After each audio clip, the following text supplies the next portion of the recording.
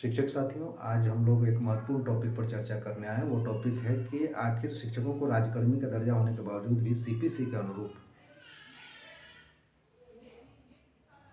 वेतन क्यों नहीं दिया जा रहा, पे लेवल क्यों नहीं दिया जा रहा है।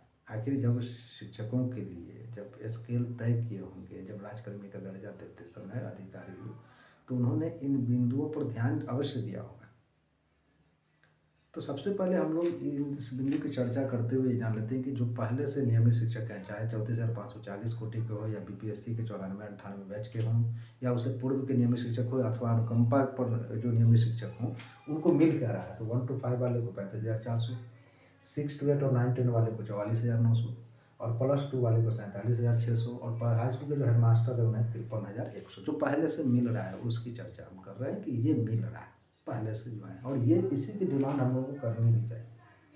अलग अलग डिमांड नहीं करनी चाहिए। ये डिमांड अगर कर रहे हैं, ये पहले से मिल रहा है तो न्यायोचित है, कोई इसमें दिक्कत नहीं। लेकिन बहुत लोग इस बात की चर्चा करते समय ऐसा कहते हैं कि चूंकि ये सीपीसी में नहीं है जो हमें मिल रहा है, तो इसे क्या किया जाए, आसपास तय कर दिया जाए। जैसे 25,000 के आसपास पे लेवल 4 वाला 25,500 है, 28,000 वाले के आसपास 29,200 है, 31,000 वाले के आसपास 35,400 है, 32,000 वाले के पास 44,900 है। तो ऐसा कर दिया जाए, ये वाला 1 to 5 वाले को 25,500 दे दिया जाए ताकि पे लेवल 4 मिल जाए, 6 to 8 वाले को 29,200 दे दिया जाए ताकि पे लेवल 5 मिल जाए, 9-10 वाले को 35,400 दे दिया जाए, पे लेवल 6 मिल जाए, 11-12 वाले को 44,900 दे दिया जाए ताकि पे लेवल 7 मिल जाए और पे लेवल में भी चला जाए और बहुत ज़्यादा बर्डन भी नहीं पड़े फाइनेंशियल। हालांकि बर्डन पड़ रहा है, फिर भी मुझे लगता है कि हम लोगों को सिर्फ इसका डिमांड करना चाहिए बर्डन के बावजूद, क्योंकि ये न्यायोचित नहीं है। आप कहेंगे कि क्यों न्यायोचित नहीं है इस तरह का डिमांड करना कि 25,000 वाले को 25,500 कर दिया जाए। हाँ, ये न्यायोचित है। भले ही सरकार अभी उस वित्तीय स्थिति में अगर नहीं है अथवा उस वित्तीय स्थिति में नहीं थी तो सरकार ने ये तय किया, लेकिन फिर भी डिमांड केवल इसी की होनी चाहिए। और अगर सरकार ने ये तय नहीं किया तो क्यों तय नहीं किया, इसको हम लोग देख लेते हैं कि 25,000 तय किए हुए हैं और 35,400 तय करना होता है तो 10,400 बेसिक का डिफरेंस हो जाता है। सिर्फ बेसिक में 10,400 1 to 5 वाले का डिफरेंस हो जाता है। तो कुल वेतन अगर देखा जाए तो 17 से 18,000 रुपये पर मंथ सैलरी का डिफरेंस हो जाता है। 6 to 8 वाले को देखा जाए तो 28,000 मिल रहा है, 44,900 करना होता है तो 16,900 रुपया है ना, बेसिक का डिफरेंस हो जाता है। तो कुल सैलरी अगर देखा जाए तो 28 से 29,000 रुपया बढ़ जाता है 6 to 8 वाले का। 31,000 9-10 और मिलता 44,900 तो 15,900 13,900 रुपया। तो ऐसे में भी 20,000 से अधिक सैलरी का डिफरेंस।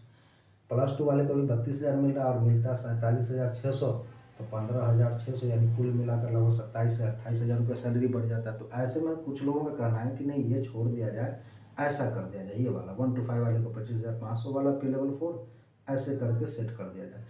लेकिन क्या ये मांग नियोजित है और क्या ऐसे में भी फाइनेंशियल बर्डन नहीं पड़ रहा है सरकार पर? मुझे लगता है कि अगर आप तार्किक विश्लेषण करेंगे, थोड़ा गौर से अगर देखेंगे तो ऐसी स्थिति में भी फाइनेंशियल बर्डन भी पड़ रहा है और ये न्यायोचित मांग भी नहीं है।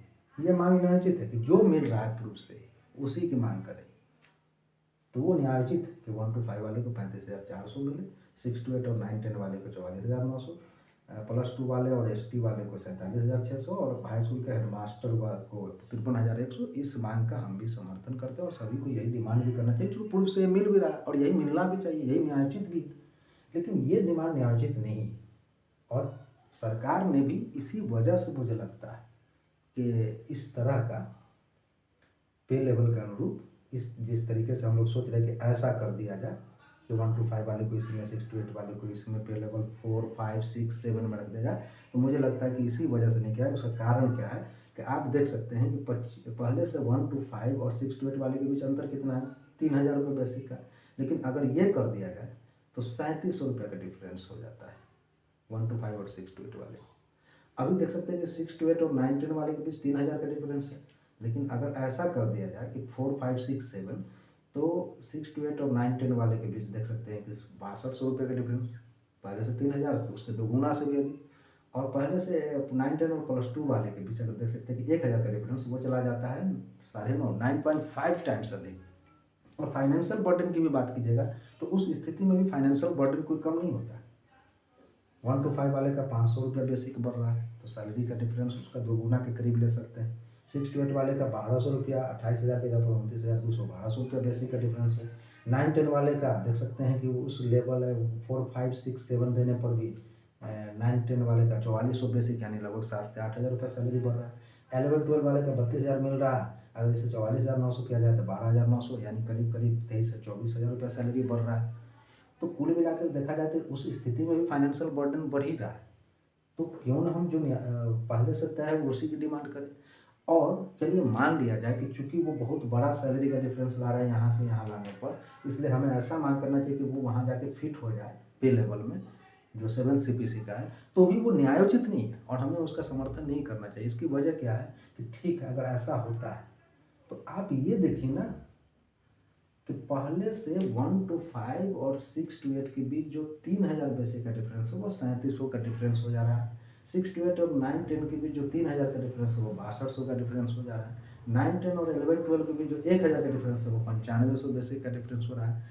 तो कुल मिला के देखा जाए तो 1 to 5 और 11-12 के बीच पहले कितना का डिफरेंस है, 25,000 और 32,000, 7,000। अगर यहाँ देखा जाए 25,500 और 44,900,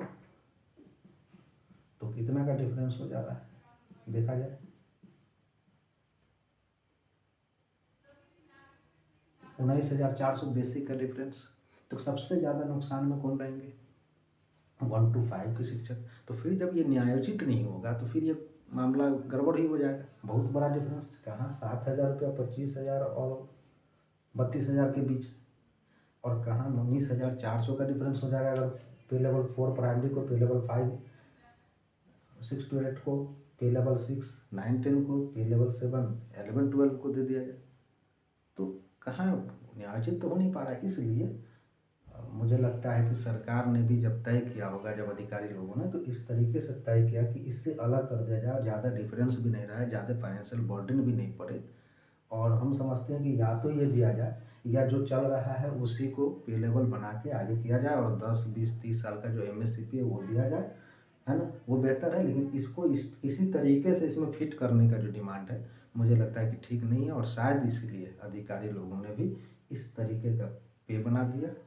पे बना दिया, उससे दिक्कत नहीं है, या तो ये दिया जाए या जो है वही रहने दिया जाए, लेकिन इसको लेवल का नाम दे दिया जाए कि ये 1 है, ये 2 है, ये 3, 4, 5, 6, 7, 8, 9, 10 ऐसे करके बना दिया जाए। और प्रत्येक 10 वर्ष पर जिस तरीके से 7 CPC के शिक्षकों को अगले पे लेवल में ले जाया जाता है, उसी प्रकार से यहाँ भी ले जाया जाए तो बहुत बड़ा बेनिफिट होगा। दूसरा है कि जिस तरीके से 7 CPC में इंक्रीमेंट 100 के इंडेक्स में होता है और अभी हम लोग का इंक्रीमेंट जो है 10 के इंडेक्स में है, इसको ठीक कर दिया जाए। फाइनेंशियल बर्डन को देखते हुए अगर ये चीज़ है तो ये 2 डिमांड तो कम से कम सरकार को पूरा कर देना चाहिए और हमें इसी 2 डिमांड की तत्काल पहल भी करनी चाहिए कि इन सभी का पे लेवल नाम रख दिया जाए। ये 1 है, ये 2, 3, 4, 5, 6, 7 ऐसे बनाकर प्रत्येक 10 साल पर MSCP के तहत अगले पे लेवल में ले जाया जाए। तो इससे भी सैलरी में जितना अधिक इसका सेवा होगा डिफरेंस आएगा और उन्हें बेनिफिट मिलेगा। और जहाँ तक डिमांड की बात है कि फुल्ली डिमांड सैलरी का CPC के अनुरूप, तो केवल इसका डिमांड रखा जाए तभी वो न्यायोचित हो पाएगा। ये वाला डिमांड जो है न्यायोचित नहीं है, और ये न्यायोचित नहीं है तो शायद इसीलिए सरकार की यही मजबूरी रही होगी अधिकारियों की कि उन्होंने एक नया पे स्ट्रक्चर बनाया। लेकिन इस नए पे स्ट्रक्चर में भी 2 सुधार के हम लोग तत्काल डिमांड कर सकते हैं। पहला कि जो इसका इंडेक्स बना हुआ है वो 10 के बजाय 100 का इंडेक्स रखा जाए। दूसरा है कि इसी में सबका पे लेवल नाम दे दिया जाए, 1, 2, 3, 4, 5, 6, 7, 8, 9। और जिस तरीके से इस पे लेवल वाले को MSCP का लाभ प्रत्येक 10 वर्ष, 20 वर्ष, 30 वर्ष पर मिलता है, उसी प्रकार से इसमें दिया जाए ताकि हर 10 साल पर स्वाभाविक रूप से अपने ही स्थान पर लोग अगले पे लेवल में चले जाएं। तो इस प्रकार से सेवा अवधि का भी लाभ मिलेगा और पदोन्नति भी दिया जाए। नियोजित शिक्षकों को, विशेष शिक्षकों को, विद्यालय अध्यापक को, प्रधान शिक्षक को जो पदोन्नति का नया रूल है उसको लाया जा सकता है एक अच्छे तरीके से और वो दिया जा सकता है। लेकिन हमारा जो टॉपिक था कि आखिर सरकार ने CPC के अनुरूप क्यों नहीं तय किया शिक्षकों का वेतन। राजकर्मी का दर्जा देने के बावजूद, पहले से नियोजित शिक्षक है तो समझ में आ रहा है, लेकिन राजकर्मी का जब दर्जा देते तो फिर भी क्यों नहीं। इसका वजह यही है कि जो डिफरेंस है वो बहुत अधिक बढ़ जा रहा है। जो 3,000 का डिफरेंस है वो 3700 पर चला जाता है, जो यहाँ पर 3,000 का डिफरेंस है इन दोनों के बीच वो 6200 पर चला जा रहा है, जो यहाँ पर 1,000 का डिफरेंस है वो 9500 पर चला जा रहा है। तो फाइनेंशियल बर्डन भी बढ़ जा रहा है और फुल स्केल भी नहीं मिल रहा। तो डिमांड है, जब बर्डन ही बढ़ाना है तो फुल स्केल की मांग करेंगे। 1 to 5 के लिए 35,400, 6 to 8, 9, 10 के लिए 44,900, 11, 12 और ST के लिए 47,600, BPSC हेडमास्टर के लिए 53,100। ये डिमांड नियोजित है क्योंकि वो पहले से मिल भी रहा है, वही मिलना भी चाहिए, लेकिन ये डिमांड नियोजित नहीं है। शायद इसीलिए अधिकारियों ने एक नया स्ट्रक्चर बनाया, लेकिन उसमें भी सुधार करके बेहतर किया जा सकता है। तो इस प्रकार से हम लोग का जो विश्लेषण है आज का कि आखिर सरकार ने CPC के अनुरूप पे लेवल क्यों नहीं तय किया, वो विश्लेषण संक्षेप में मुझे लगता है कि मैंने बता दिया है। धन्यवाद।